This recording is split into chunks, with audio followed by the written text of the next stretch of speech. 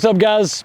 Today we're going to go over a new addition to our Dakota series, the 20-foot wide Dakota house. We're really excited to get this addition into the series, and we want to make sure that everybody has a clear-cut view and a clear-cut understanding of how the installation process is going to go through. All right, guys, so what we want to do, we want to start, once we've made sure all of our product is there and that we're ready to start building the greenhouse, we have an understanding of the instructions. So what we're going to start with today is installing the ground stakes. The first step that you're going to go through is squaring your greenhouse. Now, if you're building in the middle of a field, you can just pick your width of your series. You know, this one being the 20-foot Dakota, we're going to go 20 foot wide on the ground stakes. What we're going to do today is, since we're amidst all the demo houses and our nice garden spot here out here at the facility, what we're going to start with is squaring off of one of our existing greenhouses. So we're going to pull, it looks like about 6 feet from our greenhouse, and that's going to get our first 2 ground stakes set, which is going to simplify our squaring process just a little bit. All right, guys, so as we mentioned, we are going to go ahead and square off of one of our existing greenhouses. So John here's chosen 5 feet, gives us a nice gap to walk between the greenhouses, lets the roll-up sides operate, and gives everything, room to move around here. With the ground stakes being this short, John's going to go ahead and use the stake driver that we include in your kit and a 4-pound sledgehammer, as opposed to using a T-post driver or an automated driver. Okay, so what we just saw there is John getting the ground stakes started in the ground. We had Keith here helping him with the level in his hand. You can do this by yourself. You just have to stop in between a couple of strokes of the hammer. Keith was able to check our plumb, so we checked the back and forth from the inside and the outside of the greenhouse at the same time as we were checking the left to right towards the middle of the greenhouse bow. Guys, if you'll notice here on this ground stake, for the Dakota series, we do only want 6 inches above the soil here.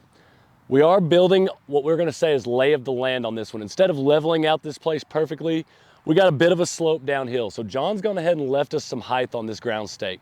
When we get down to the other end, we're not going to be worried so much about level as we are going to be worried about the even height across the lay of the land. We have a 30-inch ground stake. Now we want this in the ground roughly 18 inches. If you hit or miss by an inch or two, you're going to be okay. If you go a little deep or you're not quite there, if you're 15 inches, you're going to be fine. Don't stress that. We do want this in the ground as close to 18 inches as we can get. John's got us in the ground right now about 12 inches. So what that has done is left us about 18 above the ground here, almost 1.5 feet. The reason for leaving this ground stake high is that we're working against the lay of the land here. We're not working on a perfectly level patch. So we are going to end up driving this ground stake down a little bit further, but we wanted to leave the excess here so that we can set our corners high, and that way as we get our string down through here and we want to make sure all of our ground stakes hit the same level, some may end up being about 6 inches. That's going to be our minimum that we target. Some may be around 8 inches. The point in leaving the ground stake high is so that we aren't too deep to make any necessary adjustments, so that we get the filler ground stakes in between the 2 end bows at the right height. Just grab that red one for right now, because we're not worried about that length at the moment.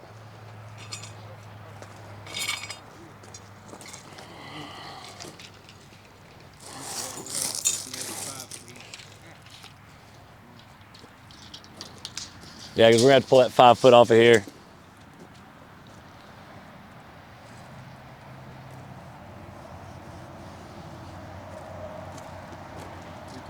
$5 foot.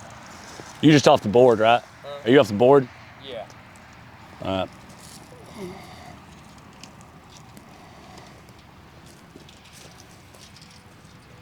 Yeah, I'm gonna be doing a little adjusting. All right, guys, so now we've got that first ground stake in the ground. Again, we are measuring off of our existing greenhouse here. So what we've done is, with the width of the house being at 20 feet, we want that measurement to be outside to outside of your end wall ground stakes. So we've gone ahead and we pulled 5 feet. I'm gonna center my ground stake on that 5 foot mark on the tape, just as John did down there. We're gonna take that 20 foot mark and we're gonna move in just a little bit here so that the 20 foot mark is on the outside of the ground stake, not between the two. Guys, that's our first 2 ground stakes in the ground for this house. Now again, getting these square with the aesthetics or the look of things that are around us, that was our biggest concern here. This gets to be the fun part, where you're gonna find your 3rd and your 4th corner here. It's where our diagonal measurement comes into play. There's a square root calculator online, foundation calculator. Also attached to your instruction booklet should be a foundation squaring measurement pre-laid out for your particular size kit. So with a 20 by 24 is what we're building today, with 31 feet, 2 inches, and 63/64. So we're gonna call that 31 feet and 3 inches, because 1/64 is not gonna throw off our greenhouse. What we're gonna do now is we will make sure that we have our width at 20 feet outside to outside. We're gonna pull our 24-foot length down the house, and then we're gonna pull that 31 feet and 3 inches diagonally from what I'm gonna call our second ground stake driven here to what will be our third corner diagonally across the house. Once we've gotten that in place, all of your measurements again are going to be outside to outside. So 24 feet in length from your first corner to your third corner is gonna be outside to outside that measurement, not between the pipe. We don't wanna center on those. We'll get to that later. Now guys, I know this looks like a lot. We've got 3 measuring tapes on the ground. We've got 4 or 5 bodies moving around here. A lot of this is being done just for the sake of time. We're trying to get this done in our 8-hour work day today. We've gone ahead and double checked our 20 foot. We drove our stakes the right way. Nothing bounced around too much on us.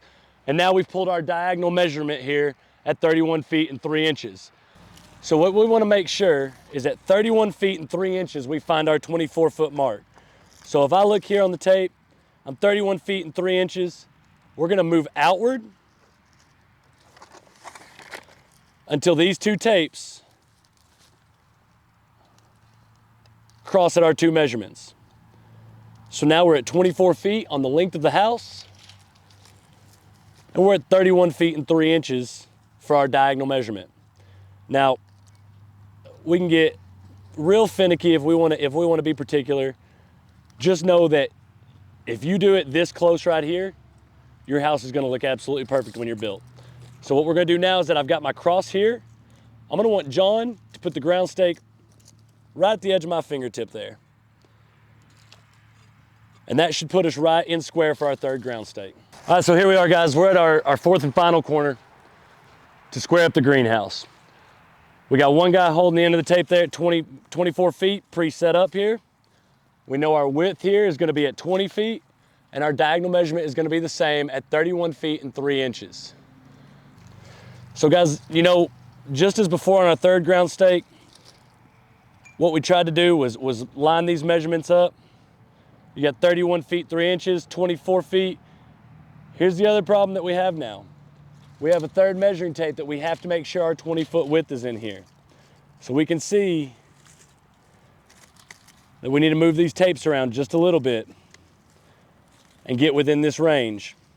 Now, if you'll notice, if I came all the way out here to the outside, my diagonal measurement is gonna be about 1 3/4 inches, 2 inches too long. We'll call that 1 3/4 inches too long. So what we're gonna do here is we're gonna go ahead and let this ground stake settle right in here between these 2 tapes. That's gonna give me the outside measurement of 20 feet for sure. That's gonna get me right at the 24-foot mark. And that once we drive the ground stake in, we're gonna be right here on the 31.3. So if your tapes don't line up just absolutely perfectly, again, once you build the entire house, it will look absolutely square. The aesthetics of it will not be off at all, as long as we let this ground stake fall right in this gap right here. That's gonna put us right on that 31.3, and that's gonna put us right on our diagonal measurements. Keeping in mind, we're dealing with the width of the tape, both directions. And by the time we drive that in there, if we're doing all of our measurements off the inside, we're gonna be right where we need to be. In all of our measurements up to this point, we've been outside to outside. So our 20-foot width, we're measuring outside the ground stake. The 24-foot length, we're measuring outside the ground stake. Now that we have our 4 corners set, we want to put these marks on center. So I'm gonna have John come over here. Every 4-foot mark on your measuring tape, we're gonna put just a mark on the ground right here. We got black on this limestone. Gravel works pretty good. If you're working in a field, maybe a fluorescent paint or something a little brighter to catch your eye. We're gonna go 4 foot, we're gonna go to the 8-foot mark, 12 foot, and so on down the house.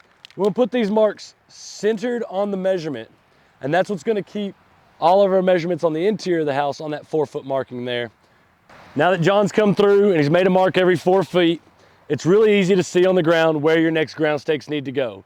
So by doing this step right here, you take a little time to lay your measuring tape out, you take a little bit of time to put these marks on the ground, What we're gonna do in the next step is we're gonna put a string around these ground stakes.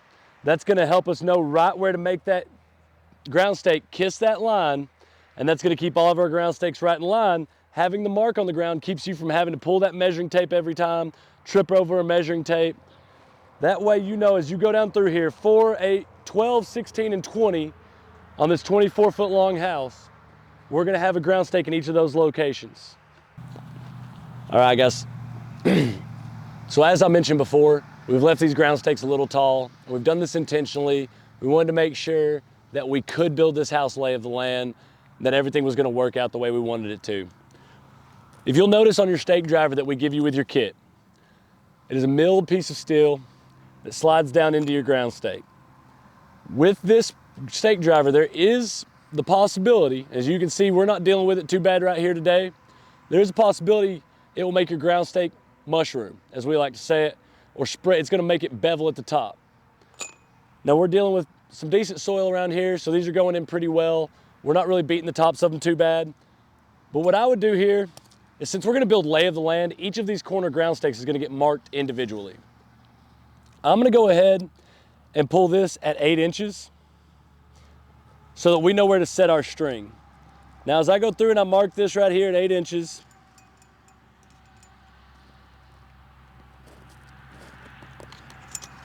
mark this ground stake at 8 inches. We'll mark all 4 corners the same way. When we draw our string, we're gonna draw it on that mark. That way, if the ground goes up or down in between, it does not matter. We'll be at 6 inches on that corner, 6 inches on that corner, the third and the fourth as well. The purpose of doing this is if one of your ground stakes throughout the middle of your house needs to be a little bit shorter, as we talked about before, that's gonna be cut level with the top of the line once everything's driven down. All right, guys, so we drove this down to that 8-inch mark that we discussed. As you can see, a little bit more driving, got into a little bit tougher soil. We've curled the top of that like we discussed a moment ago. These ground stakes only need to be at 6 inches. So the point of making that 8 inches is that now I can come up from the ground level and make my 6-inch mark to where when we want to run this string around the house, now I can tie this off at 6 inches on this ground stake. We've got our 4 corners set in here. We've got our 4-foot markings down here for our next ground stakes. And we've gone ahead and we've hung our string line. We've got that hung at the 6-inch mark on all of our corners. If you look down through, I don't know how well you can see the string or not, but there are already gonna be a few places that are gonna be about 4 inches. I can just see them right now. As long as we get all the ground stakes cut at the same level and our corners are at those 6 inches, we're gonna be good with the lay of the land here. All right, everybody, so now we've gotten through the technical part of the ground stakes. The rest just gets down to labor here. We know with this particular greenhouse, we are going with the lay of the land, so we want it to fall evenly across. Not all of these middle ground stakes are gonna be the same height as we already discussed when we were hanging the line up. We know that some of them are gonna be a little bit shorter. So what we wanna do though, to make sure that out of this 30-inch ground stake, that we get to our depth, we wanna go ahead and pre-mark 18 inches from the bottom. So if we take our measuring tape and we come up here and pre-mark 18 inches, that's the minimum depth we want to drive these to. That makes sure, again, that if we mushroom the top of these, if anything is to go afoul, that we have plenty of room to make our trims. All right, guys, we got all the ground stakes driven in here. We went ahead, a couple of them may even be deeper than 18 inches at this point, and we still have this much excess above the line. Now, we did do some damage to the top of our ground stakes, as we expected to do. So the whole point, like I said, we hung our line at 6 inches, individually marked on our 4 corners here. As we go with the lay of the land, if we're marked at 6 inches on the high side and 6 inches on the low side, now our timber is gonna have an even fall with the land, even if the land isn't evenly falling itself. So what we wanna go ahead and do is with our line, it's gonna be in the way a little bit as we get the saw here, so we're gonna go ahead and just mark right at the line. And I did it on the outside here. That way I can be right where my line is. And I'm just gonna pull the string out of my way for a moment. Go ahead and take the bandsaw here. The Sawzall works. whatever you have handy. A hacksaw if you really want to get the elbow grease into it. We'll get on our line there.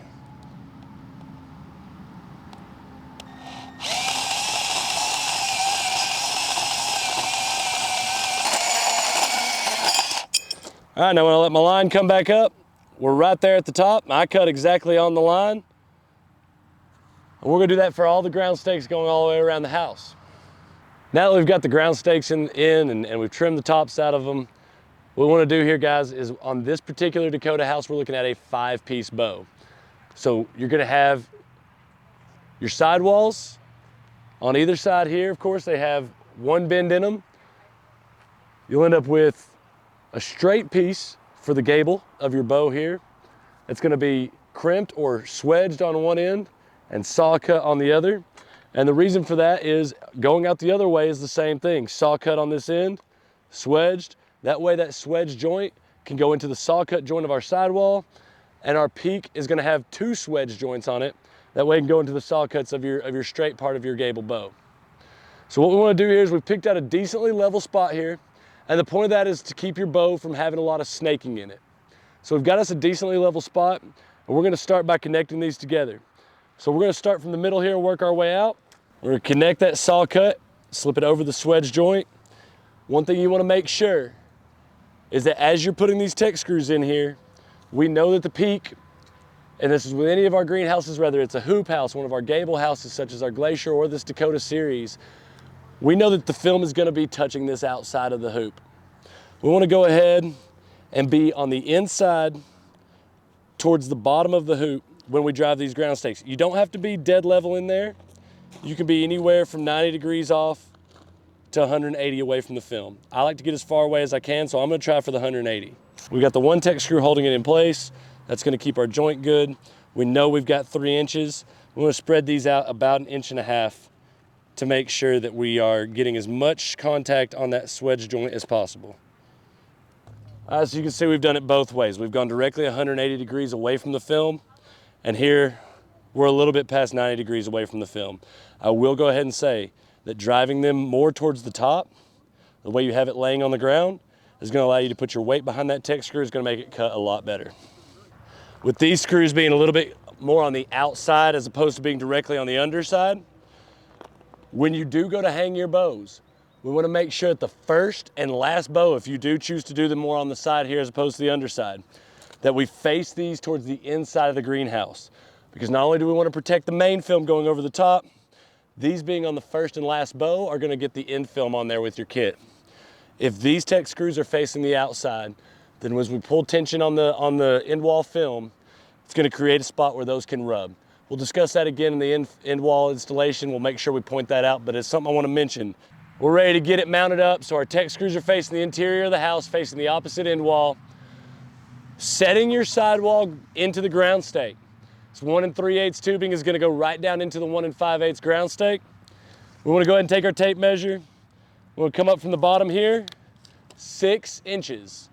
Now we make this 6-inch mark. That is the depth we want the sidewall to go down into the ground stake. So we do this on both sides here, and then we're gonna stand the bow up, 2 tech screws on the inside, and that's what's gonna hold that in place. All right, guys, so we'll point something out here. We see the tech screws. Keep in mind you're gonna have your footboard that runs down the outside of the ground stake. We're gonna have a board that comes on the inside of the ground stake for our end wall. And so we want these screws to be at about 45 degrees in this corner here. Split the corner in half and put the screws in there. Now, I wanna go ahead and point this out. These 2 screws are a little bit narrow. To hold our timbers in place on either side here, we are gonna have the ground stake corner bracket. That's gonna be in your hardware kit. Now we're gonna leave these in for right now to go ahead and hold the bow stable while we get the other side set as well. When we get to hanging these ground stake corner brackets so we can get our timbers mounted, if these happen to be a little close, just take one or the other out, move it up a position, and drive it right back in. You want enough space between those that you can put the ground stake corner bracket right in there. All right, guys, so now we've got the bows up. They're suspended in place. We've got tech screws holding them in place. Our next step is going to be to get the purlin. Now the purlin is gonna kind of be like a spine that ties all this together. We'll make sure You know, these bows right here, they've got a little bit of wiggle room. As big as they are, the span that they are, we want to make sure that we keep our 4-foot spacing that we have down here on the ground all the way throughout, so we have even gaps throughout the entire greenhouse. So what we're doing here, we're not going to put any tech screws in at the moment. We're going to go ahead and we're going to take our saw cut swedge and put it together here. Now the purlin on this particular house should come in 7-foot, 3-inch sections. And what we want to do is we want to go ahead and piece it all together. And now we're not going to put our final screws in here. We don't want it to be that tight. What we want to do though is go ahead and make a mark on our purlin. So if I go to every ground stake now, and I'm just going to put one line right in the middle of every ground stake, right in the middle of every bow. And that way, as we go to hang this purlin, and we go to secure it with our purlin clamps, we'll make sure that no matter where we're at through the travel of the bow from side to side, that we're going to keep that 4-foot spacing in between the bows. All right, so now that we've kind of dry fit everything together, for the ease of putting these pieces up, what we like to do is go ahead and every other joint, we do want to put a screw in. Now what that's going to do is put 2 pieces of the purlin together. Now as we put the 2 pieces of purlin together, it's going to go from 7 foot to 14 foot. Should still be manageable. If you are doing the house by yourself, it may be easier just to make your marks and screw it together in the air. It makes the process go a little bit faster if you can do it on the ground, but it's not completely necessary. This is just kind of a little tip on how we get through a little quicker.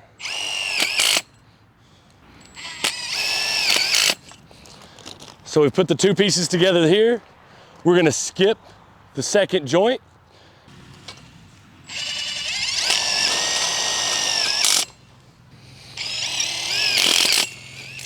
Now instead of 4 7-foot pieces of pipe for the purlin, all I've got to handle with my help is going to be 2 14-foot pieces. I do want to go ahead and make a statement here. You know, 2 14-foot pieces is 28 feet. This house is 24 feet long.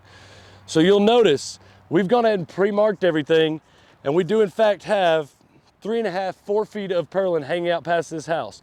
We're going to go ahead and suspend the purlin even with the excess hanging out. And what this is going to do is make sure that we've made our marks correctly. We don't want to pre-cut anything in case we're just a little bit off. When we get it hung up there, we're going to take our Sawzall and we're going to cut it flush with the end wall bow. That way it doesn't protrude any and risk tearing your end wall film. Now I know we keep saying you can do it all by yourself. You can do it all by yourself. And I know we've got Mike and Keith and John, and we've got people in and out all day today. So I do want to show you, I mean, if you are going to end up doing this by yourself, you don't have to put this all together in 14-foot sections. We can take a purlin clamp and go ahead and put it over the bow. You can pre-suspend one side. You know, it's 7 feet. It's pretty fairly simple to balance here. So as you're working above your head on a ladder even, you could be between bows and put your clamp in place. You still want to make sure you put it together on the ground. Once you've made your marks, you can work with all 4 individual pieces or however many pieces you have with your particular kit. The only reason, again, that we're putting these pieces together, it's going to simplify it for us. We're going to have extra hands to do this. But if you're going to start, as long as you make sure your lines are there, of course, we'll be a little bit overhead. I just don't have my ladder ready. You would want to make sure your lines are in place, and you can loosely hang one of the purlin clamps on there. We'll have the nuts and bolts, and you can just hand tighten those 1 or 2 threads. And what that'll do is allow you to make any adjustments to your next bow as you go ahead and secure that clamp. All right, so we're gonna move forward as if I was doing this by myself, and then we're gonna get the rest of the guys over here to knock it out. We'll talk about the hardware here to mount the purlin. These 2 horseshoe pieces, if you see on your packing slip that you have, I'm gonna throw an arbitrary number out, 13. What you're gonna count of these horseshoe pieces is 26 pieces because 2 creates 1 bracket. Show you the ears here. It's got the square cut for a carriage bolt to go through it. So we want where it's already horseshoe shaped to sit on top of our bow. Now for the end walls, because any of these rough edges could risk the integrity of our end wall film, we use a 2-hole strap. Now this 2-hole strap is going to go on the end wall bow, and we're going to pre-screw one of our tech screws in the middle here just to create a pre-drilled hole for us. and then that will be hung up so that we keep with a screw through the middle and the 2 screws, of course, on the ears here, holding it in place. That'll keep the end wall from shifting on that and allowing it to protrude any further out, risking our end wall film's integrity. I'm not gonna worry about my 2-hole straps until the very end. It's gonna take both my hands to do that, so I'm gonna toss those over with the rest of my hardware for just a minute. What I'm gonna do to secure this in place, to do this by myself, I'm gonna go ahead and take my nuts and bolts up here with me. I've got my marks pre-made. And I know that this piece of pipe I can balance very well right here. I'm gonna pre-hang my purlin bracket over the bow.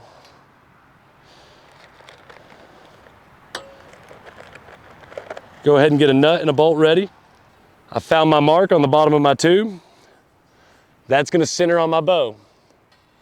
So I'm just gonna hang that in place.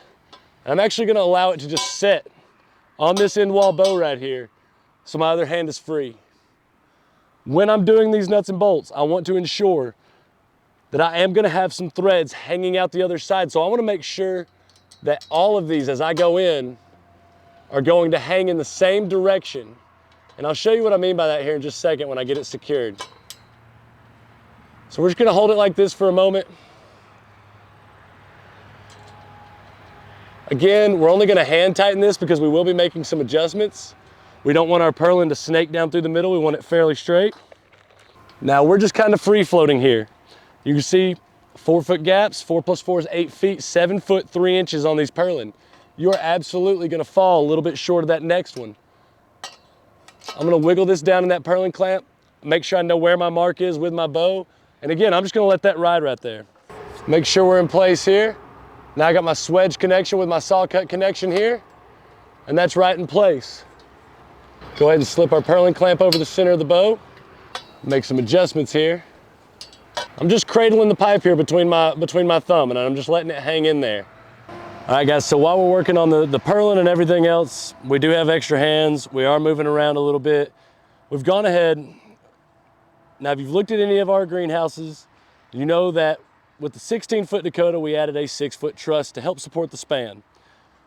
Going out another 4 feet, we have decided that this house needs a little bit more than just a straight truss across. So we've added some supporting to the truss here, some angled truss pieces. Now, these are gonna be 2 foot long. We still have the gussets for the corner. We'll discuss those in just a moment.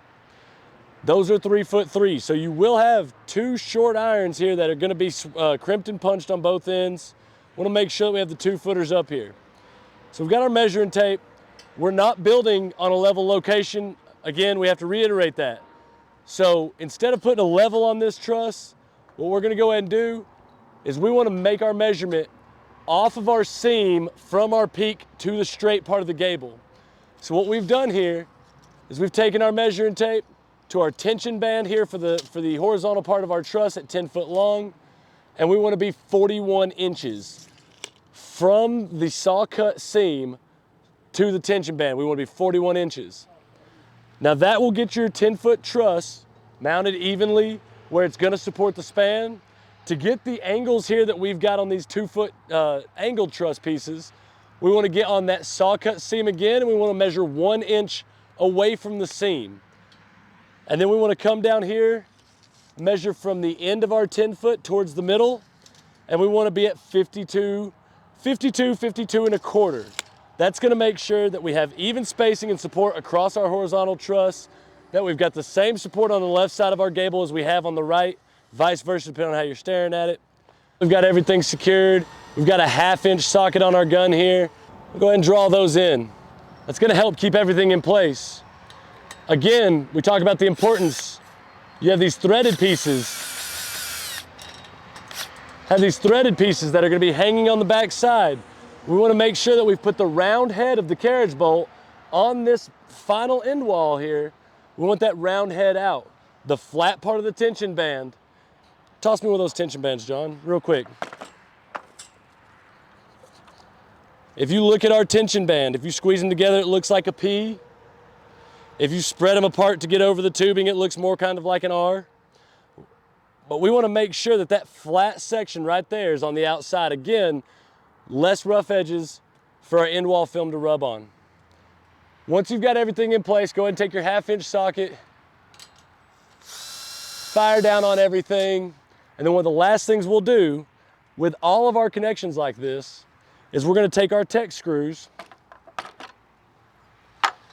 we're gonna take our tech gun and a tech screw, and again, where we're not gonna be above the bow into the main film, not on the outside where we're gonna be on the end film, we wanna come here on the inside of the house, and I'm gonna take one tech screw and drive it just through the face of the tension band.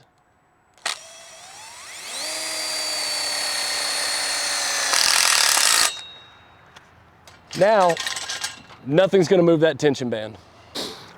All right, so during this purling process, guys, for that middle run, we wanna center it on the peak. Should just cradle right in there and nestle in nicely.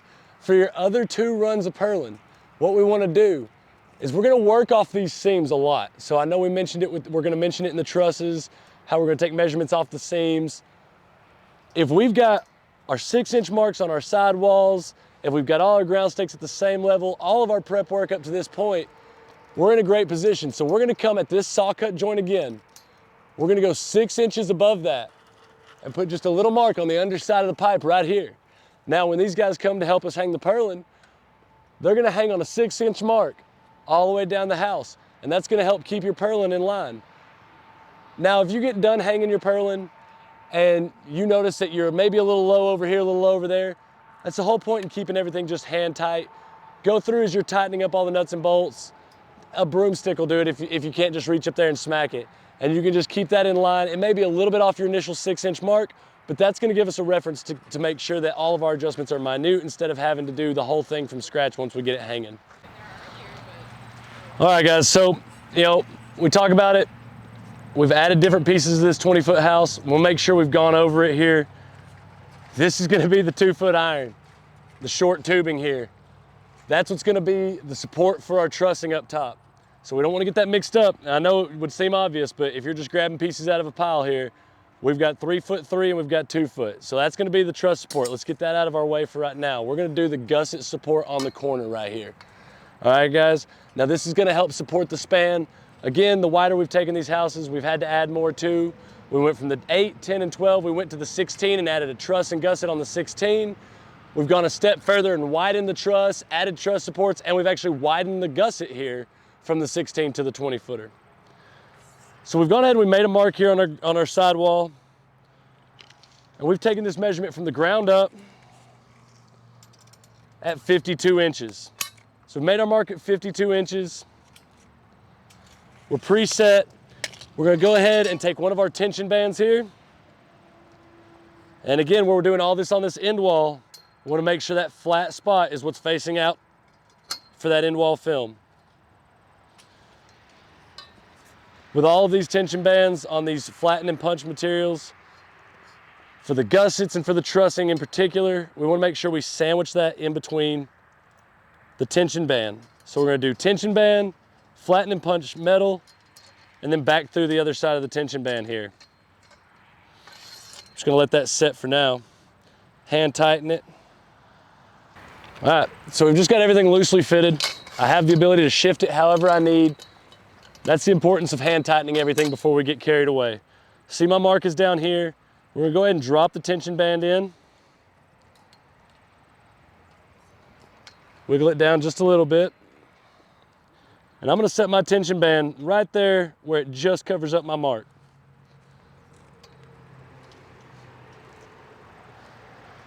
Again, we're gonna take our 1/2 inch socket.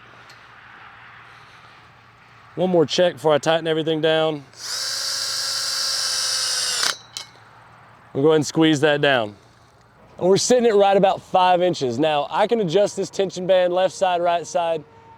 What I want is the inside of the tension band here on this 6-inch mark, or if I'm looking at the top side of the tension band here, will be 5 inches. So we'll go from that saw cut seam, pull there, and we're right in spot. And again, with doing this, guys, we're just creating some more cross support. It's gonna help support the wider span. As you can see, as I lean on it, it's pulling pressure and dispersing it out a little bit sooner down the ground stake as opposed to putting all the pressure on our corners. As with every other tension band, purling clamp that we put on our greenhouse, We're gonna come to the inside here. We're on the final bow, so we're gonna do 45 degrees. For the rest of these, you just wanna get a good spot away from the outside wall. Now my tension band can't go up, down, left, right, or otherwise. I'm gonna go ahead and give this a little bit of a tap and kind of create a little extra pressure there. And then as I go ahead and tighten that down, it's gonna seem pretty secure, and it really is, but you know, as things go on, severe weather and things like that cause vibrations to all the house. So we wanna make sure we go ahead and get one in here as well. Once we have the Tech screws in, once we have our 1/2-inch nuts tightened all the way down, this gusset's not gonna be moving anywhere. We've got these lines now where we can see them here on the lower side of the pipe. We made that 6-inch mark up from the bottom here from our saw cut joint. So what we're doing now is we wanna line our tubing up on that 6-inch mark. We wanna get the bow lined up on the 4-foot mark on the purlin. This one right here is pretty well in place, so we're gonna go ahead and hammer these down. Now I didn't go all the way to the bottom with those because we are gonna be doing some adjusting the whole way through. As soon as we're done, we'll bottom it out the rest of the way. And again, we'll drive a Tech screw into the bottom of the purlin bracket. We'll show you that when we're done here. So I'm gonna try to hold this here where you can see this. Now these are 2-hole straps from the manufacturer.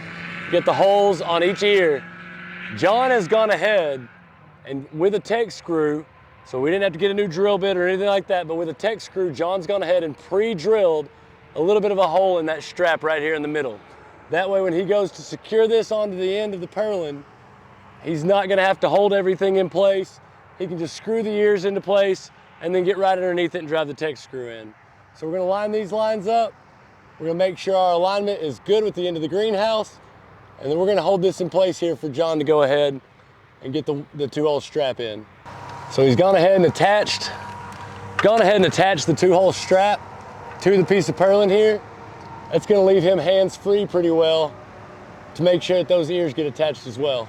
All right guys, so like we discussed the purlin running down the length of the house here, if you notice about the 3rd, 4th, and maybe even a little bit here on the 5th bow, we're a little bit out of alignment. Our final one here is not tied into place, but we're not far off our marks crossing right here.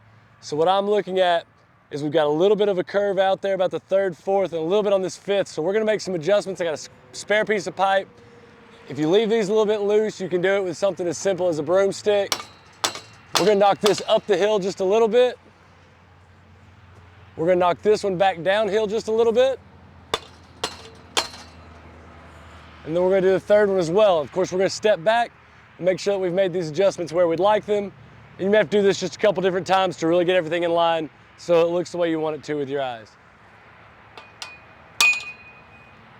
But the gussets up, we've got the bow material up, the trussing, all the truss bracing and all the purlin, everything's up and secured. So we're gonna move on now. The next steps that we're gonna get to on the build here, we're gonna do our end wall kits. We're gonna get our hip boards and our foot boards placed on this greenhouse.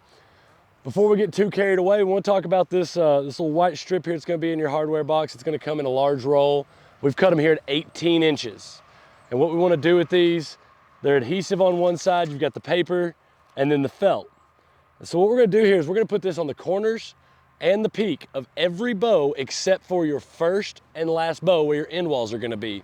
The reason for that is you're gonna have wire base that goes over these bows. That's what's gonna secure your film in. The purpose of this felt tape is to set on these sharper corners that we've built into the Dakota here. We don't want the film to really press into these and be rubbing and cause holes or anything. So we've got this nice felt tape.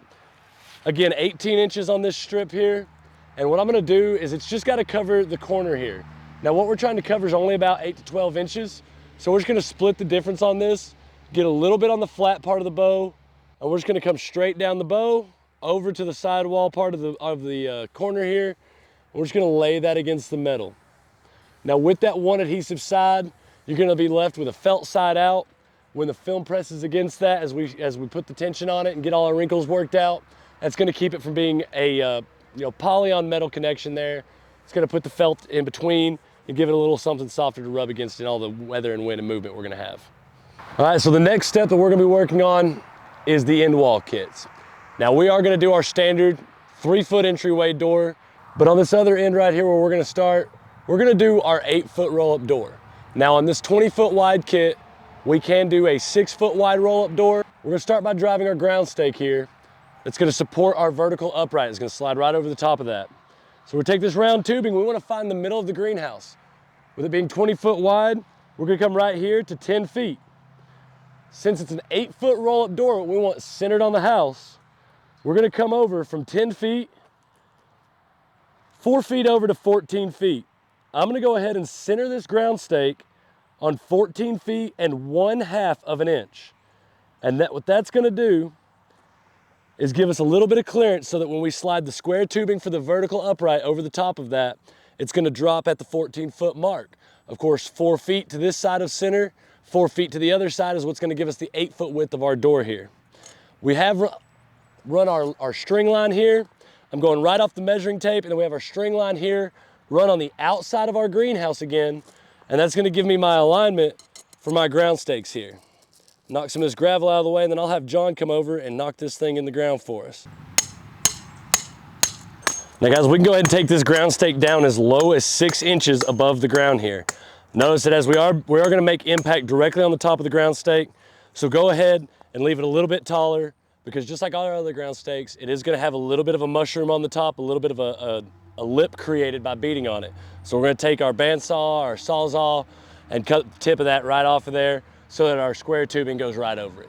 The same as we went 4 feet and 1/2 of an inch to the left of center from the outside of the greenhouse here, we're gonna go back to that 10-foot mark. For our second ground stake, we're gonna come another 4 feet back. So we're gonna go back to 6 feet on our measuring tape.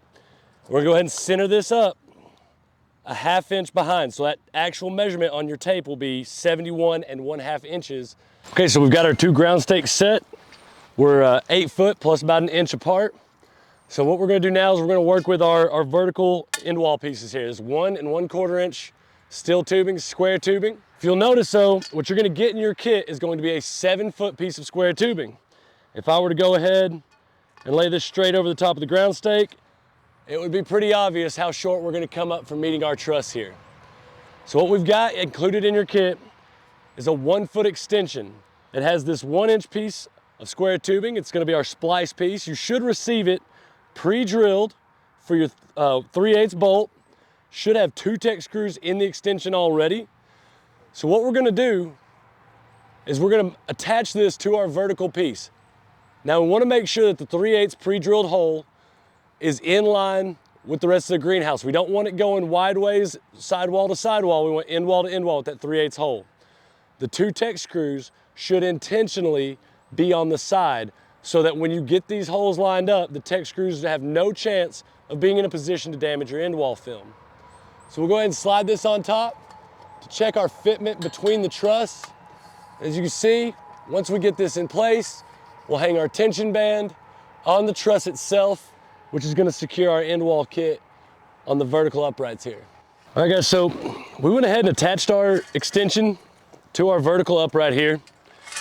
You can go ahead and tell that the 2 that were already installed once it arrived, and then the additional 2 that hold it into the vertical upright the rest of the way. So we're gonna go ahead and get this fit over the top of our ground stake. And you may have to do a little bit of, just depending on the lay of your land, I'm actually working with a little bit of a hole right here. So I've got a little bit of room, I'm just gonna let it stand up. We're gonna take our tension bands again like we did with our trussing and with our gussets. And guys, what we wanna do is take note of the difference in the bolt and nut that you're gonna use here. For all your other trusses, your trusses and gussets, everything's gonna be a 1 1/4 inch bolt. For your end wall kit, we've got a 2-inch bolt here. And the reason for that being is we have to get through that 1 1/4 inch tubing. So I wanna make sure that we've got the flat side, again, facing the end wall, facing the exterior of the greenhouse. We're gonna go right over the top. We'll take the round head to the outside of the house and make sure the threads are on the inside here. Put the tension band on the inside of your square tubing. Your nut and your bolt through. And now we're just gonna go and hand tighten this. You'll see we've got some movement here. It's gonna pivot a little bit on the top of that ground stake.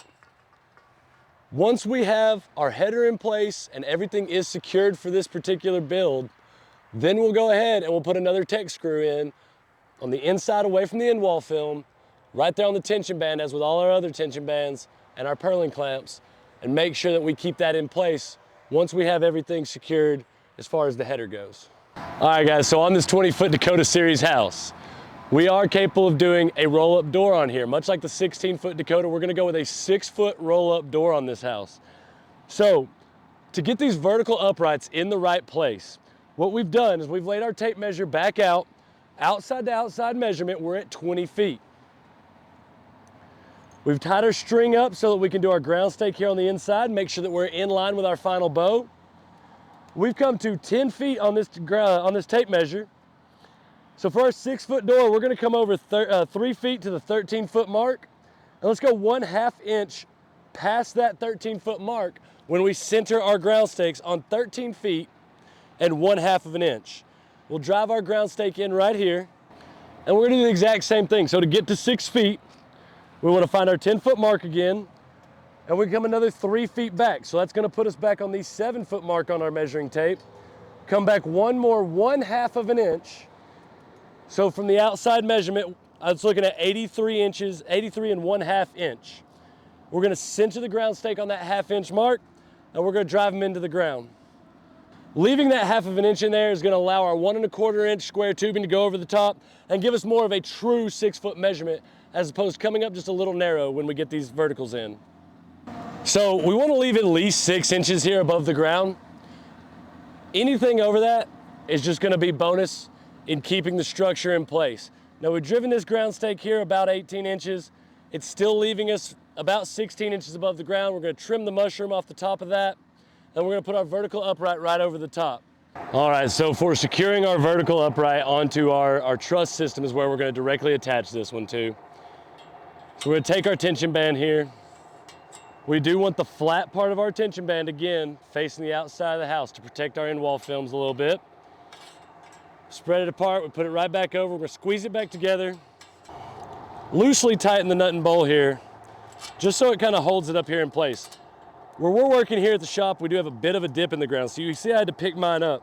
It's leaving me about 1.5 inches, 2 inches of this square tubing being suspended off the ground on this particular kit we're building today. That's not in any way going to affect the greenhouse in a negative way, because we're still going to go at the bottom and put 2 tech screws in to the ground stake material through the 1 1/4 inch square tubing. So we've got ourselves in place here. I'm gonna leave that tension band loose enough to move back and forth. The reason I'm not securing this all the way down, I've got the nut just hand tightened on here. The reason I'm not securing it all the way down is because we're gonna put the 6-foot header in. And if I need just a little bit of wiggle room to make sure I can get my header in the right way, I have that built in now. Once everything's in place, I'll come back, I'll tighten that nut down, and we're gonna put a tech screw in again to the tension band. Just like with all of our other tension bands and purling clamps, we wanna put a tech screw in on this side away from the end wall film so that we are securing that tension band in place. That means even after we've squared it up with our header in place and we've attached it at the bottom, we come in and put one more screw in, and that way, even though it's attached at the bottom and squared in place with a header, we don't have our whole door trying to shift on us back and forth in the end wall film. So we do want to make sure to come back here at the end of this and secure this with a tech screw.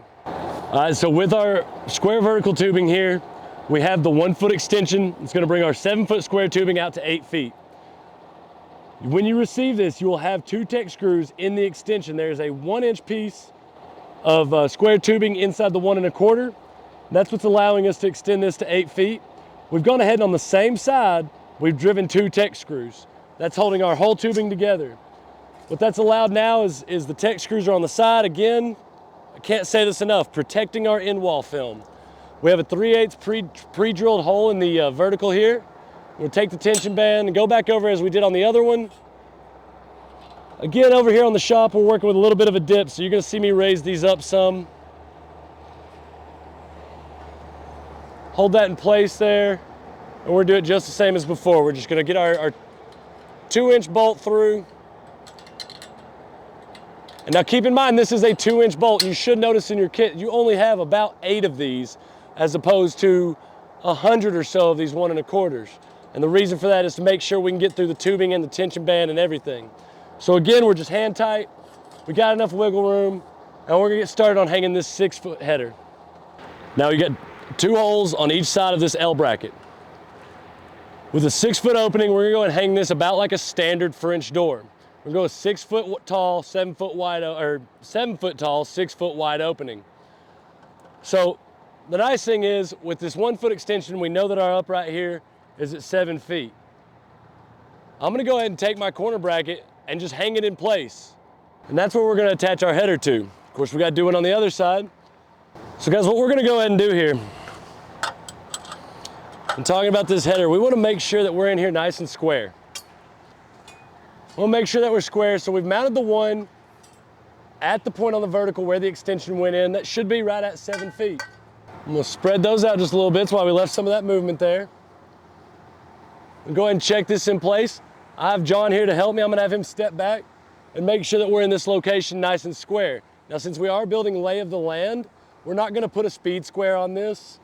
If you are building on a really nice level spot that you've planed out and you're ready to build on, get your speed square out and check your 90-degree angles. Take your measuring tapes and double check your angles here. We are doing this lay of the land, so some of this is gonna be done with the aesthetics of it, how it looks to the eyeball. Because if we go ahead and try to make this 90 with our house being a little bit off of level, we may end up with a door that's more diagonally leaned instead of actually looking like a square entryway. Okay, so what we've done here is I've just held this in place. John went ahead and put a level on our vertical uprights here to make sure they're still plumb.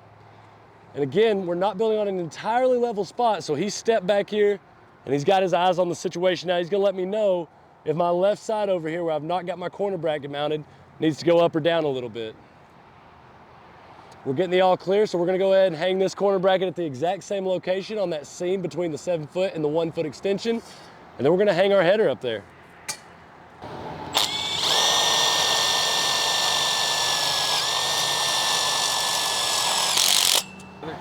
He got me just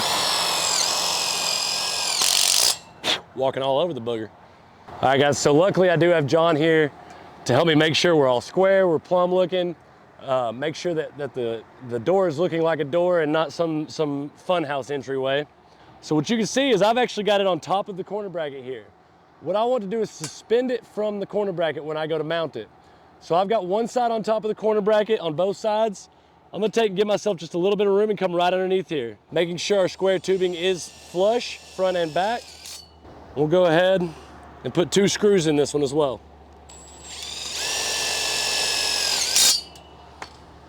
And we can see that my other side is just sitting up there. Again, making sure my square tubing is flush with the verticals. There we go. Now we've got our 6-foot door suspended, got our header suspended for our 6-foot roll-up door. I'm gonna go ahead and take my magnetic level here. I'm gonna stick it on my vertical upright. And I can see that through some of the motion that we've done, we're a little bit off plumb. So I'm gonna take this and I'm gonna scoot it over until I get my bubble in between the lines. Knowing that I've still got my good look here, that we look square, we look like a doorway, we're good to go. Take your tech screw, again on the inside here, I'm gonna try to do this left-handed so you can see it.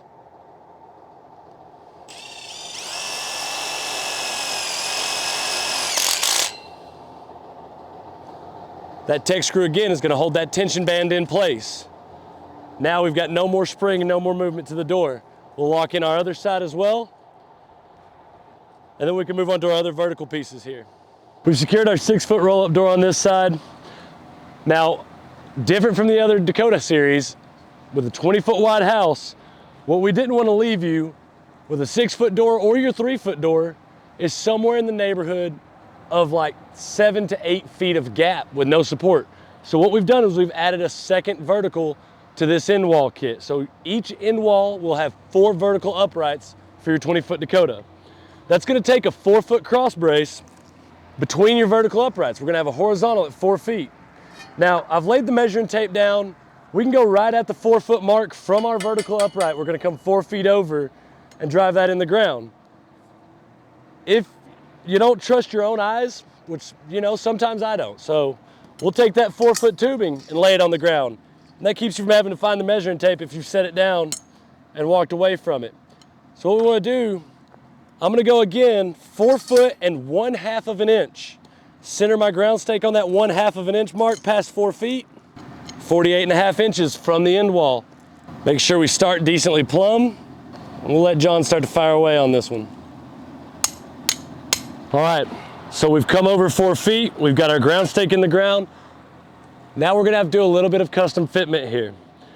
This end wall kit, even if we came over and we're just doing our standard 1-foot door, then our upright would be right in place with the truss here. Being that we're about 2.5 feet wider than that with our 6-foot roll-up door, what we're gonna go ahead and do here, we know we're gonna be too tall. So what I would do is, since we have our extension, we already are pre-drilled, go ahead and tech screw your extension to your vertical upright. That way, when you go to make any trimming, we can just set that here with the ground stake. We come up to the top, is at the low point of our angle, we're gonna wanna come down about 1 inch and make a mark. We're gonna cut all this excess off above that point so that we can get our vertical to meet up with our bow part. All right, so the same as before with these tension bands, we've got it in place. We do want just a little bit of wiggle room. Now you're gonna have quite a bit less since you're on this angle. The tension band will wanna bind, but it still should give you enough room. You get a little snag, you move back and forth either way you need to make sure we can get that 4 foot in. Checked our plumb, and we know we're in line with the end wall. We're gonna go ahead and get our corner brackets and mount our 4-foot cross bracing here. All right, so now we're gonna put our 4-foot horizontal brace in. In the instruction booklet, we say 60 inches. For me, that's right about chest height. So we're gonna go ahead and just hold that in place, put our level on it, make sure it fits in between the tubing. Looks like we're nice and level. I'm gonna have John come over here and go ahead and put the corner brackets in. Again, we're gonna suspend this from the corner brackets, so they're gonna mount on top. All right, y'all, we're on to putting the timbers on the greenhouse now. So where we're at here is we're gonna start with our footboard. We wanna start with our footboard because this is gonna determine how the timbers are gonna go with the lay of the land, or go, you know, if you're building level or against the land, what we wanna do with the timber here. So we've actually kind of got lucky. I know we've talked about it this whole installation video, how we've been building against a slope. And we kind of slope to a corner away. We're not even on an even slope here. But as we've laid our first timber down to check, we actually have a really nice fall with the land, and we think we're gonna be able to run this out to the end without having to do any shimming up or digging down. Which what we wanna end up with is it doesn't have to be level, but it has to fall on the same grade the whole way down. We've gotten lucky again, like I said, and our gravel, we're making contact everywhere. We've got a steady slope to our angle. So we're gonna go ahead and mount this first timber right where we are. But we'll cover a thing or two here. If you've decided to build against the grade and you wanted to level your greenhouse out, maybe let the slope go down a little bit. If you'd like an example of that, you can see our 16-foot Dakota install where we actually built a 24-foot house against a 24-inch grade. And you can see some of the customization we had to do to build the house level against the hill and build up some timbers underneath and shim it up. On this particular kit, we're not gonna go against that. We've gone with the lay of the land the entire way. But just in this example, is if we were gonna build this level, we would have to raise this board, and here we are 3/4 of the way through the house, and we're looking at a 6 to 8 inch drop here to the gravel, just to level that board out some. We would then carry that out, and we would either have to backfill into here, or we would have to do what we did in the other installation and put some boards under to shim it up. So with the way we've gotten the fall to go down through here, it looks like we've kind of test fit everything, and we're gonna play this board out to the end, and we don't think we're gonna end up with any large gaps under the house, and we don't want our board to be rolling up and down like a roller coaster. So we're gonna keep an even line. The importance of keeping that even line all the way down through there, like I said, it doesn't have to be level, I just mean an even fall, an even grade, because that's what's gonna determine where our top board is gonna go. With our end wall kits on here, whether you decide to do it at a 3.5 foot gap, if you wanna get a little bit crazy with it and go all the way up to the tension bands here and do almost a 4 foot gap.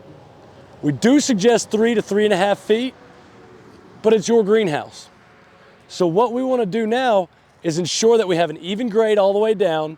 That way, as we go to hang our board, we can take our measuring tape and measure our 3.5 feet from the top of the board on the bottom to the bottom of the board on the top.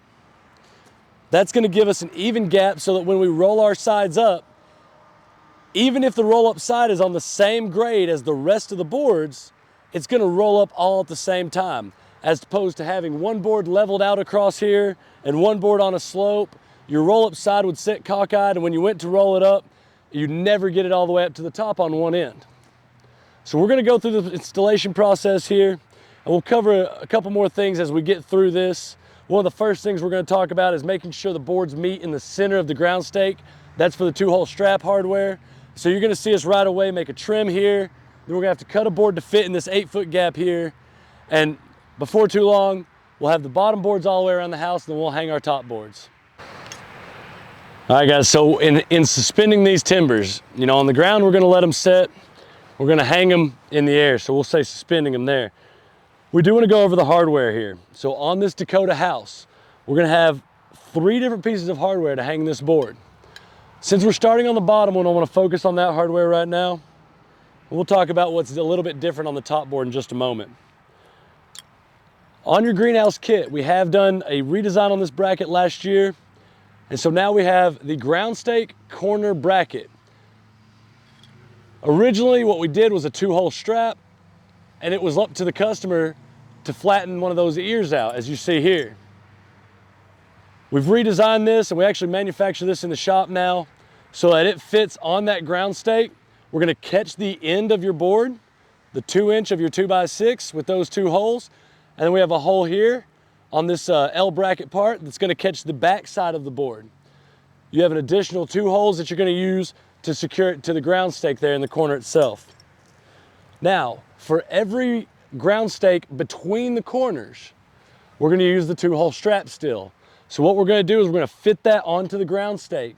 Use 2 wood screws to secure the ears to the back face of the board. And just like when we hung the purlin, we want to take a Tek screw and go right through the middle of that into the ground stake itself. So not only will the wood screws snug the board up to the ground stake tubing itself, once you put that Tek screw in, like everything else that we've talked about to this point, that's what's going to secure the board in place. Keep the vibrations down and keep any movement or shifting out of that board. We've gotten through all of our timber mounts. We've gotten through all of our gussets, trusses. We're ready to put the wire base on this house.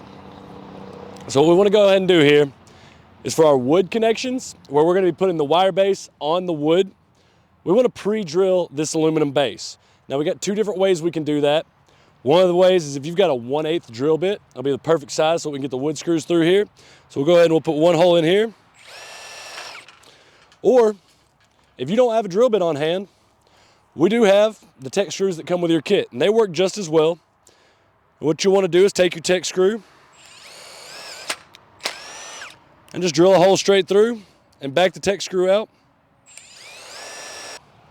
We're going to go ahead here and put 3 holes in our base. Now you don't want to go too far because we are only working with 6 inches of board here, which everybody knows a 2x6 is more like 5 5/8 or 5 3/4. So I've gone ahead and put these about 1.5 inches apart. And then we're going to start by going just above the bottom of the hip board here. We will make sure that we're in line with the bow, and then we will drive the wood screws into the base. Now we've gone ahead and we put 3 holes in the base right here. And the purpose for doing that is we're going to have a 6-foot piece of aluminum base. They are straight pieces going over a curve. So we are going to manually just bend this base down to the bow, up and over. Now in doing that, we're going to be putting a lot of tension here. So we wanted to go ahead and put 3 screws into the 2x6 right here at this end wall. So we went with wood screws right here, going onto that wood connection. Get my ladder in place here, a decent position where I can kind of lean around. John's down here eyeballing it for me. I'm trying to see it from the top.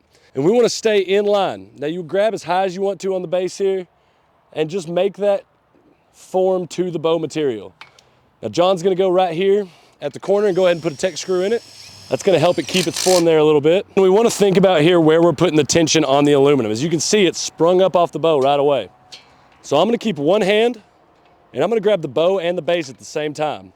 And that's gonna allow me to make sure I'm staying in line with my bow material. I'm gonna take my next screw, pretty close to the corner here, drive that straight down into the bow material. Now what you wanna do here is go about every 18 inches with another screw. So about 1.5 feet, and we're gonna put another screw in.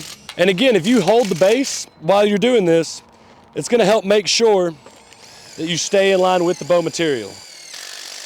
Okay, so in your Dakota kit, you are gonna be receiving 6-foot long sections of the aluminum channel here. What we wanna do here though, is we started on the left side of our end wall. We're gonna move here to our right side. And we're gonna start in the same way as we did on the opposite side, knowing that we're gonna fall short of the peak a little bit. So what we'll do there in the middle is just take a measurement side of the base to the other side. We'll cut that out of this base, and we're gonna go ahead and bend that over the peak as well.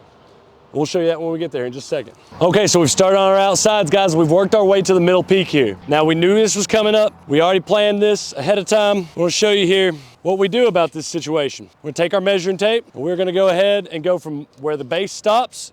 For me, in my right hand here, I'm gonna pull my measuring tape down along the peak, straight over the top. And it looks like if I go ahead and cut this piece of base at 29 inches, let's say 29 3/4 of an inch. Now that's for our particular gap. It may be a little bit different on each house.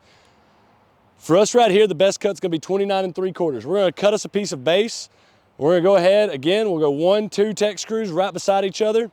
We're gonna force it over the peak. We'll go 1, 2, and then we'll try to put 1 right up here near the peak as well. There he is. I put 2 screws in each side of this short section right here. You can see between my hand here, we're right just shy of 30 inches. With this being such a severe curve over the peak, I wanna go on either side of the peak just to make sure that we're not too sprung and we won't stay on here. So we're gonna go just right of the peak and just left of the peak here with 1 more tech screw each. We've made our tech screws go into the metal. You can see those down through here. We did wood screws into our wood connection. Now we're gonna go along the baseboard here. So what we wanna do is we wanna be just at the top of the baseboard. Now John has already gone ahead and pre-drilled this for us with the wood connection, and you're gonna use these wood screws, 1/8 drill bit, or you can use your tech screw to go ahead and pre-drill your base so that you can hang it here on the wood. So what John's gonna do is go ahead and stick one side in on the far end, and that's gonna hold that in place for him.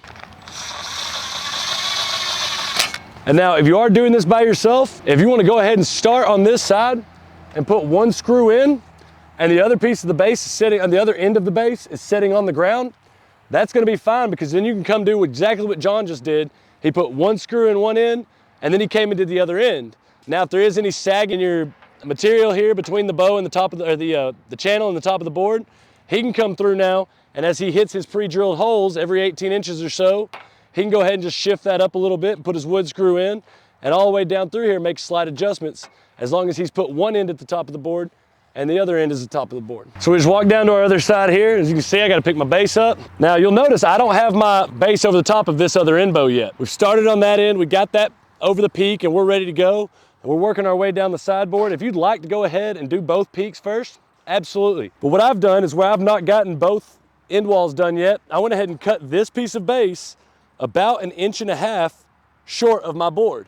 And the purpose for doing that is, again, we're gonna run that piece of the other piece of base up and over the bow right here. So I've left room for our next piece of wire base to go in here. Make sure I'm level with the top of the board, put that screw in. Now, right away, we can see there's some sagging down through here on this, but that just means that now that I've got both ends level with the top of the board, as I come through here now and I put a screw here and one in here, I can just make those slight adjustments by raising it with my thumb, top of the board, and I can put my screws in right away.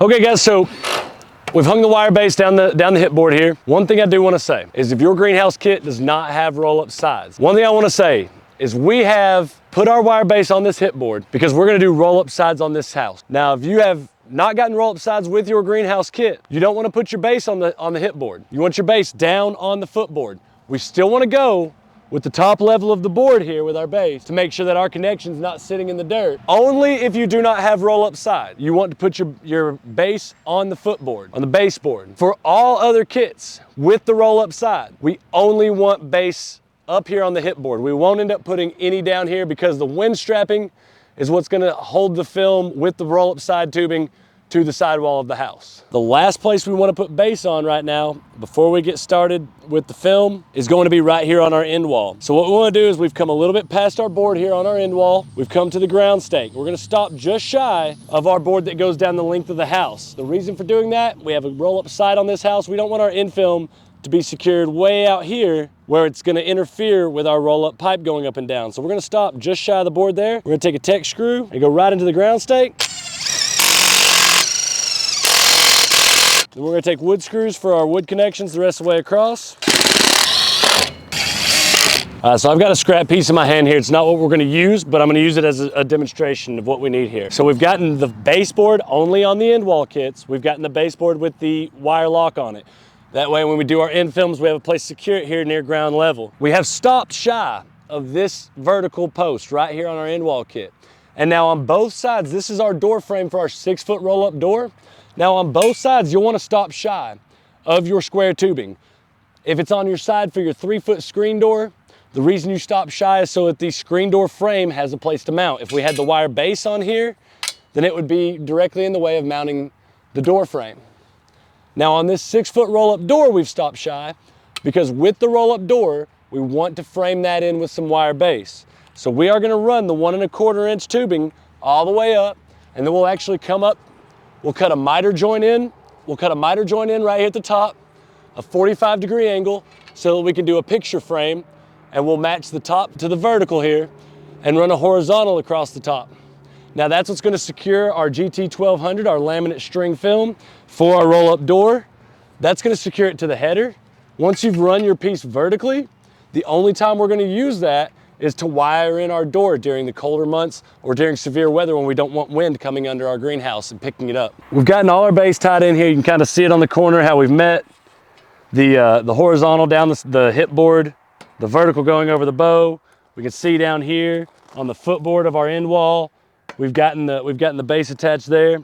On these end walls, one more thing we want to do is this is again going to be on your first and last ground stake, your sidewall material here. We want to go ahead and we've cut a piece that's 3 feet tall. Again, that's going to be our gap between the top of the footboard and the bottom of the hip board. We're going to have John come over here and put some Tech screws in. Now the purpose behind this is so that when you have severe weather, cold weather, all these things again that we want to worry about sealing off our greenhouse for, when you do roll your side down, now once your pipe will be setting down here, your roll-up side tubing will be setting on the top of the footboard, you can go in and wire in your roll-up sides and no cold air is going to be able to creep into your greenhouse through the winter months. All right guys, so we're going to work on this 6-foot roll-up door. This is an add-on for this kit. I want to go ahead and show you how it's done though. So what I'm going to do is I'm going to take my Sharpie and on the outside here, I'm going to make a mark. I want to do the same thing on the opposite door frame. Oh, now I'm moving, make sure I'm good. There we go. We've made us one mark right here on the top of our base that's going to be mounted on our door frame. Now we want a 45-degree angle that's going to come straight across the door frame here. And my goal is to have my long point of my 45 out here near the top of the frame. Now the point to doing this is so that when we do assemble the frame on the post, that we don't have any square edges of the base meeting each other. So just look back and make sure the angle that I have, that I match that over here as well. Now just for an example, I'm gonna take one of our cutoffs here. We had one off of each end. So we're gonna hold this in place for you to see. Cutoff is gonna end right here. We will make a miter joint on our vertical as well. It's gonna be the exact same way.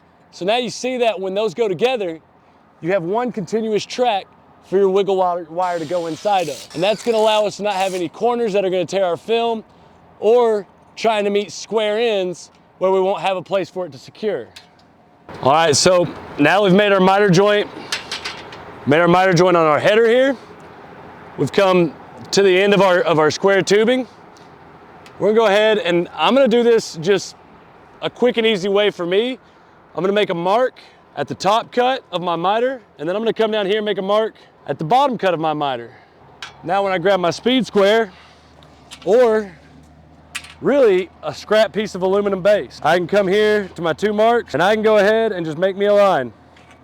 I've got my cut line in place now. One of the things I did run into just on that last cut that may help you a little bit is if you go ahead and carry your line onto these two short ridges here. Now it's not a line you can exactly follow with your blade, but it will kind of give you a reference point if you end up cutting across that you can see where the blade's traveling.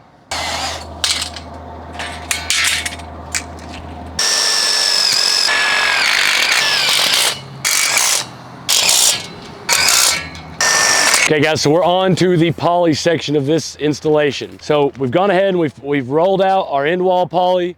As you can see, there's quite a bit laying over either end of the end wall here. We've taken the time to go ahead and get our cut edge up in a way that's gonna leave all of the writing on the outside of the house. So as these guys go ahead and take this thing up and get it over the top of the end wall here, what we're gonna be able to do is use the writing to make sure that we are square across here, that we're pulling it level across the end wall. We wanna be really careful. We're doing this on gravel today. So one of the things we wanna be mindful of is as we're working the film here and as we're pulling it up, we don't wanna be stepping on it, making any punctures or anything like that. So we've kind of bunched it up against the end wall here. We've gotten our top edge up. So as we pull this up, it's just gonna unfold and go right over the end wall for us. We've got Mike on top of our ladder. We've gone ahead and I don't know how well you can see it or not, but when you have it on your job site, you'll see it really well. We've got the Sunmaster writing up there at the top. We have the creases from the folds going all the way down here. So we're using these to check and make sure we've got this piece of film squared up. Mike's gonna start us off up here with a 6-foot piece of wire. Now he's gonna take that wiggle wire and work it into the channel. That's gonna secure our peak. So that everything else we do, we can work out from the center and work all of our wrinkles out. So Mike started up there at the peak and he went to the right side to start us off, and that's gonna secure us in place. Now we're moving down the left side, and that's gonna give us what secures the top of the film in now. He's left a gap up there. We'll go back with a short piece of wire and fill that in. And that's not a bad thing. We're just trying to secure the end wall here so that we can now work the tension into it. We do want it nice and taut. Doesn't have to be as tight as a snare drum, but we do want to get all the wrinkles out of it as best we can. See, the wind's blowing a little bit today. It's not necessarily the ideal day, so we do have a couple extra hands with us today, but it should work out really good. Okay, so Mike's gone ahead and we've worked from the middle out. The reason we do this, we're gonna work all of our wrinkles to the outside. It's gonna make sure we pull our tension across there. Of course, we do keep in mind that we are gonna have some doorways here that we're gonna be able to pull a little tension out if we need to in our final touches. Right now, things are going pretty good. You see the film picking up in the wind here. Keep in mind you are dealing with a sailcloth here for all intents and purposes. One thing I want to point out is we've stopped right here at the bend. We've come just below to the bottom of our hip board. And now here on the hip board, we have this break. We do want for our end wall film to be secured all the way to the bottom. So when we do get to that point here in just a second, we're gonna pull this film on out and around, and then Mike's gonna go ahead and secure it down all the way to the footboard. Now this is just for the end wall. When we hang our main film, we are going to stop at our hip board track right here. Okay, so now we've worked our way from our middle out on our end wall from the peak down. We've gotten all the way to the hip board. I want to go ahead and point out that, we're not working on an ideal day. So I want to really kind of show you this actually works out for this video. Usually when we're hanging end wall film, we want to work from the center out. Now that we've secured it from the center out on the peak down to the hip board, I'm going to change how we work this. So now I'm gonna divide from my upright for my roll-up door over to the ground stake. This is now my middle that I wanna work these wrinkles out of because I'm gonna secure this film to the upright for the roll-up door before we do any trimming. So with it being a windy day, we've got John here leaning into the film, and you can see how that creates tension on this. So all we're gonna do now for the rest of this is we're gonna have maybe 2 guys down here. We're gonna roll the film up a little bit and kind of lean into it. We wanna go down and kind of curl away. That way we're still against the house. We're pulling the tension and the wrinkles out. And we'll show you here in the next few steps how we're gonna do this. But what we're gonna do now is we're gonna say basically this is the middle that we wanna work the wrinkles out of to our vertical upright for our roll-up door and to the sidewall material over here for the greenhouse itself. As you can see what I'm doing right here, I've got my hand and I've flattened it against the greenhouse film. I'm pushing down against the baseboard on my end wall.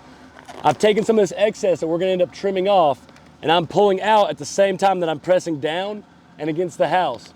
John's pulling towards the roll-up door, which is gonna pull the tension and wrinkles out that way. We've got a guy around the corner here who's pulling out. we're gonna have Mike here go ahead and put the wire base into the track here. We're still getting some wiring on that side. Of course, we're gonna wire in the track here above our roll-up door. Now again, this is wiring in right here for this door frame is just for the roll-up door if you add that to your house. I do wanna point out though, you see we've got the crease from the fold right here. Again, that was really helpful in making sure our film was squared up on the house. But also we've got some creases here from the factory where they're folded in. When you get your film drawn nice and taut on your house, as the sun gets it, the weather heats up, this film will expand and contract. So over the course of time, these small creases that may still be in there are gonna work themselves out just naturally as the sunlight heats up the film and as it again expands and contracts down. Okay, so we're gonna go down the sides here now and we're gonna start trimming off all this excess. You can see we have quite a bit. So John's just kind of using his fingers as a guide, using his razor knife, and he's gonna go all the way down the sidewall here. And we're gonna actually trim it all the way over the top of the greenhouse and across the front too. You'll notice we have quite a bit of excess. You're gonna have that just because of the shape of the greenhouse. Here along your baseboard, again, to just help seal the house, we're gonna want a good 6 to 8 inches off of our hip board right here to make sure that some of our film is laying on the ground. And if you wanna further seal that in, you know, you could backfill behind it here up to the bottom of the baseboard. We can do a few different things that help seal that in. It's kind of up to you what you wanna do with that. Our biggest suggestion is that we do leave 6 to 8 inches here, somewhere in this area, where we cut straight across the film and leave a lap over on the ground here.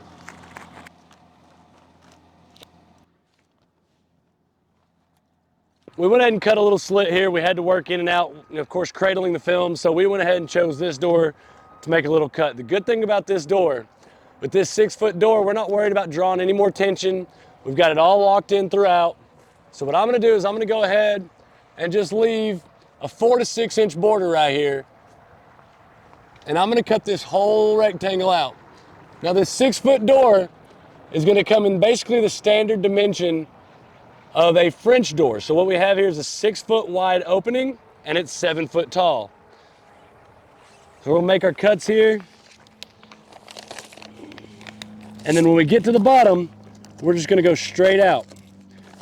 If you wanna cut an angle on that, when you get to the bottom here, instead of cutting straight out, feel free to just go ahead and come over, and that way, that will stay out of your way as you're working around your greenhouse. So we'll go ahead and do this on the other side as well. We've opened up our 6-foot doorway here. Gonna give us a little relief. So now we've cut the 6 mil film, we're gonna use this 10 mil laminated film. And you can see here, this is called GT1200. It'll be on your packing list. This has got string laminated to the inside. So as much as we expect these doors to be used, especially around here on our demo houses, we go with the 10 mil, it's a little bit heavier. It's got the string laminated inside. So the more it goes up and down, that's gonna help this door last a little bit longer. We've got this top corner secured. John's finishing it off there. You'll notice we have a bit of excess. Now we have this same amount of excess on both sides of the door. This is intentional. As we secure this with wind strapping here, because we're only gonna secure the top of the door with wire right now. We're not gonna secure the sides. We do have the base in place here, holding the end wall film in place. And again, during cold weather or severe weather, you may wanna take a piece of extra wiggle wire and secure this so that, again, no cold air creeps in or so that no strong winds get up underneath there. The excess on either side is intentional so that as you wire it in, you have enough to pull that tension across and really help seal your door off, along with, again, the weight of the tubing at the bottom helping seal you at the end. So we do cut this film at about 8 feet width, so you have the hangover. It does come in 12-foot sections though before we cut that width on it, so you're gonna have some excess down here. Again, the highest we can go is 7 feet. So our dimensions are gonna be 7 foot tall, 6 foot wide for the 6-foot roll-up door. So you'll notice we have 4 or 5 feet of excess on the ground here. I'm gonna do the same thing we did with the roll-up sides, and I've come over here, again, about 6 inches. It's not an exact measurement, we just wanna make this a little bit easier on us when we go to rolling this door up. And I'm just gonna take this excess off all the way down through here. That way we go to cradle the pipe in there and we go to roll our door up. We're not rolling up 5 extra feet of film. We trim the excess off on our length. Now, this was cut at 8 feet. The tubing that we send is right at 7'11". Again, this just saves on over length charges for your freight. And any little bit we can save getting it to you, we want to do that. So cutting this below 8 feet at 7'11" is going to allow us to save some money there. But what we want to do here is we do need this saw cut end slightly covered by a roll-up door. This is going to help protect the main film, the main end wall covering. However, where we're going to put a universal knuckle in here, we've got to do some Tek screws and put our lay flat tubing on. I've got quite a bit of excess, and it actually covers too much on this end. So what I want to go ahead and do is I'm going to come in from my end here, pull off of my end wall so I don't cut it, and I'm going to go ahead and reduce this down to about a 4-inch overhang here past the door frame. That's going to allow me a little bit of room to get my Tek screws in, the blue lay flat hose over it that's going to protect the film from the universal knuckle, and everything else that we have to do on this right side. Now, we're going to do the right side for our roll-up handle for the door. That's just the side we prefer today. It's going to depend on your job site and how your house lays out as to which side you want to put your handle on, which side is going to work best for you. We've got our trim done. We've got the size and the fit exactly how we want it on this house. So again, we've come back inside. I do have a little help out there in keeping my corner straight. I am keeping the tubing slightly off the ground here because as I apply pressure to put these snap clamps on, we're going to push back down on it. So I'm going to go ahead and put my hand all the way under the tubing, snap clamp in my palm, and apply that directly to the pipe there. Now this is going to keep our roll-up door in place. And the same way as we did on the exterior, or with the roll-up sides, we've cradled all the film to the inside. Again, any rain that comes down, any moisture on the outside of the house will now run off the door as opposed to getting caught in that cradle on the exterior of the house. Okay, now we're on to securing our door to the frame here. We've got the tubing snap clamped in. What we're gonna do is the same thing we did on the wind strapping on the sides. You do your double fold. I don't know if I'm in the lens there. Double fold. We're gonna use a Tek screw for our top connection here. We're gonna go just above our framework. We're gonna go through the GT, through the end wall, into the vertical upright right here. So again, I just left this on the roll. I have my top secured. Now I've cut it, now that I'm pretty sure of my length here. So we have come just a little bit off the ground. We're gonna do our double fold. And for this connection, we're gonna take our wood screw in our washer. Same as the wind strapping before. We just wanna go through. As you can see with our wood connection, we did have to come just offset from our wire base down here. We went ahead and ran that all the way to the ground. So we went ahead and came off to the right here onto the wood. So we wouldn't be able to make a Tek screw connection down there. Now you see we have a little bit of a gap here. If you're doing any backfilling or anything like that, what we usually do is a little bit of straw or a little bit of soil to backfill and cover that gap during the colder months. We've got it secured in place, so we don't really have to worry about it going anywhere. We're gonna take our universal joint here. We're gonna place one end in the tubing. And we're gonna go ahead and get 2 Tek screws.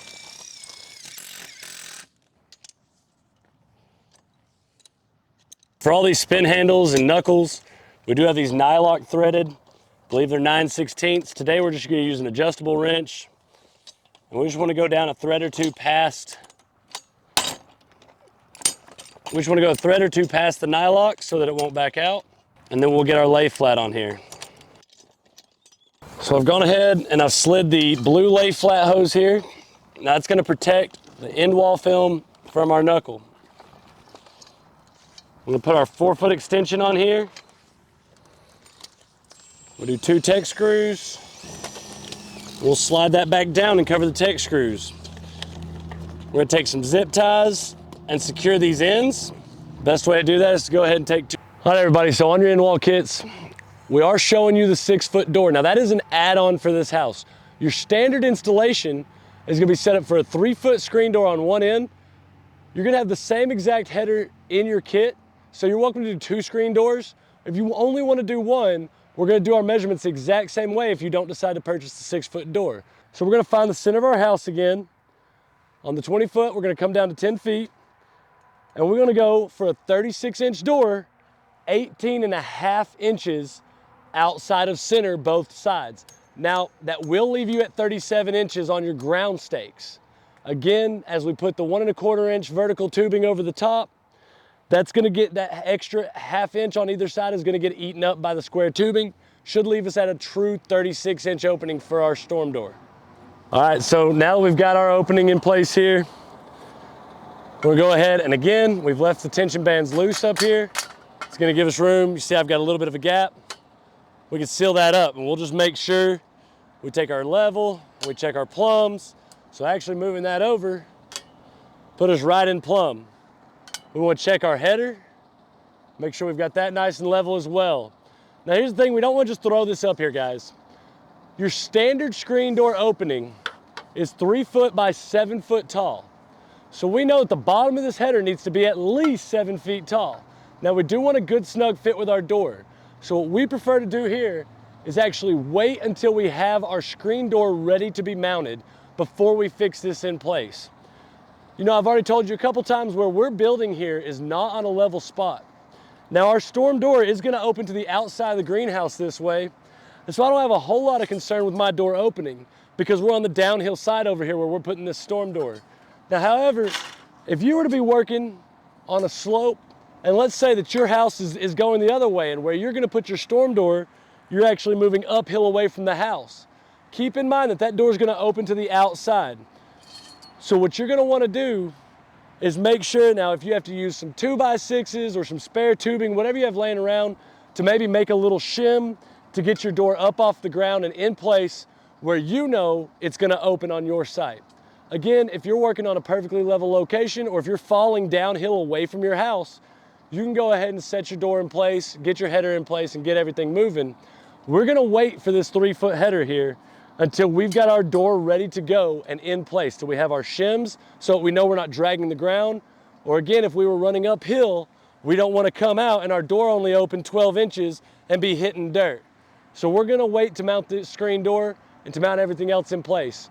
One thing I do wanna do though, is I'm gonna go ahead and make sure that my 3 foot spacing is all the way from top to bottom where I want it. Now it looks like we're really good right here. We've done our measurements really well.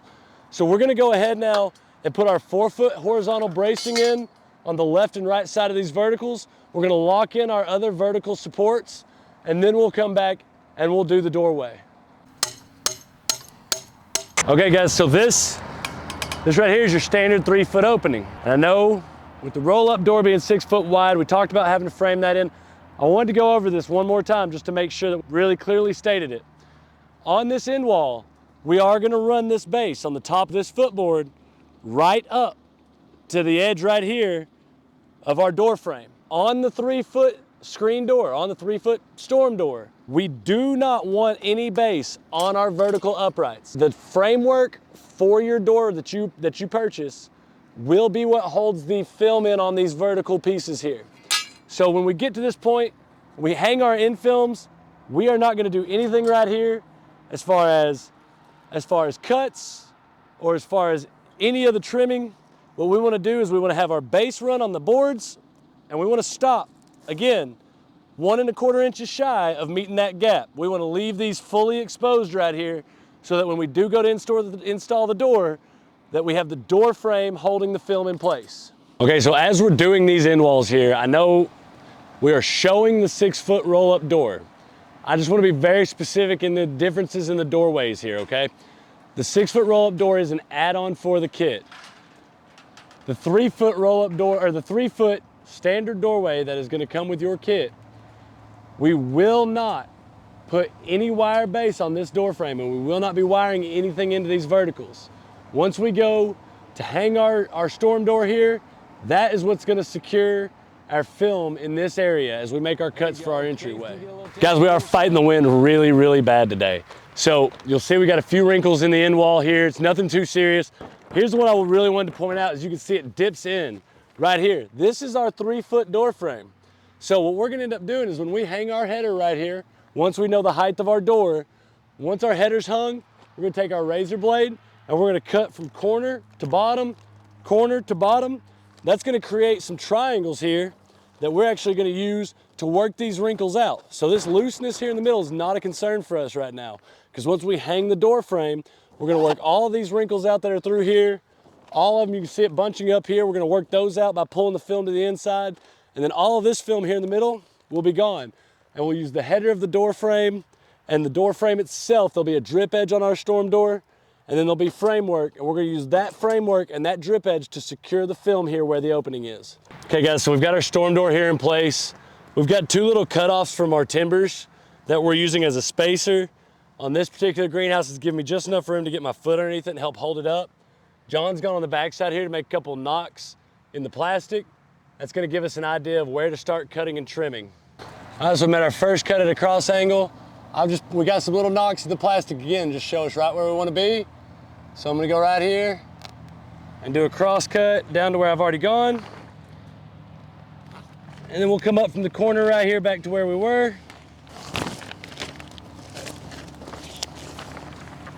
Cut any excess away.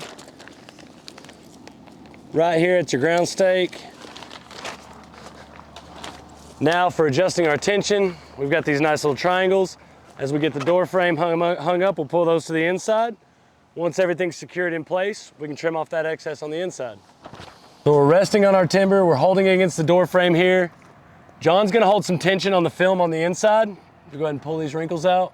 So as John's pulling on the film on the inside, working the tension out, I'm gonna hold the door against our uprights. And we're gonna let Corey go ahead and drive some Tech screws in here. Now this door frame is pre-drilled. So we're just gonna go ahead and put Tech screws where the manufacturer has the door drilled. Now what we've gotta do, we're gonna have to make a few adjustments. Again, that's why we left the tension bands here loose. We're gonna have to make a few adjustments to seal this gap up some, get our framework in. We're gonna let our header go ahead and settle in with the drip edge on it. We'll pull this film to the inside. And we're just about done with this.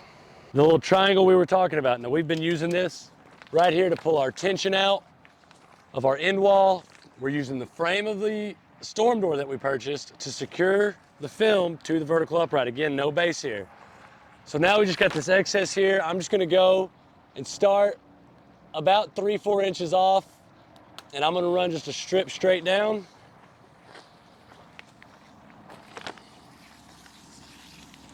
Just to clean our door frame up a little bit. We'll do it to the other side here. And this pretty well completes your Grower Solution greenhouse kit.